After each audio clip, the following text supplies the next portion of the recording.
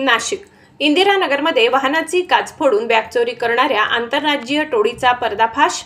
गुन्हे शाखा युनिट 2 ची मोठी कामगिरी। गुन्हे शाखा युनिट 2 च्या सतर्कतेमुळे वाहनांची काच फोडून बॅग लिफ्टिंग करून चोरी करणाऱ्या आंतरराज्यीय टोळीचा पर्दाफाश करण्यात आलाय। 3 सराईत गुन्हेगारांना अटक करून एकूण 5,89,000 रुपयांचा मुद्देमाल हस्तगत करण्यात आलाय। दिनांक 13 मे 2025 रोजी चेतनानगर इंदिरानगर येथे पार्क केलेल्या कारची काच फोडून अनोळखी चोरट्यांनी सुमारे 1,50,000ची रोख रक्कम चोरी करून पोबारा केला होता।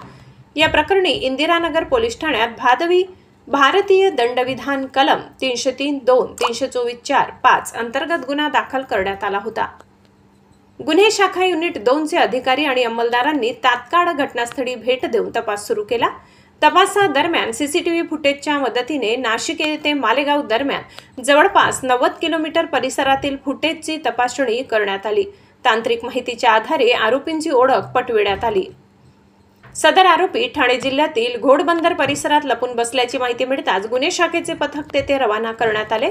2 दिवस सतत पाळत ठेवल्यानंतर खालील आरोपींना अटक करण्यात आली।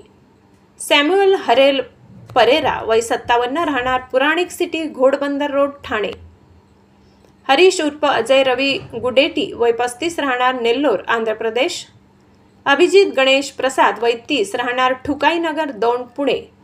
आरोपींकडून गुन्ह्यात वापरलेली Eeco car Honda Unicorn motorcycle ही देखील चोरीची असून तिची नोंद आंध्र प्रदेशातील पोलीस ठाण्यात आहे आणि एकूण 5,89,000 रुपयांचा मुद्देमाल जप्त करण्यात आलाय। विशेष म्हणजे आरोपी सॅम्युअल परेरा हा रेकॉर्डवरील सराईत गुन्हेगार असून महाराष्ट्रातील विविध भागात बॅग लिफ्टिंग व चोरीचे 8 गुन्हे त्याच्या विरुद्ध दाखल आहेत।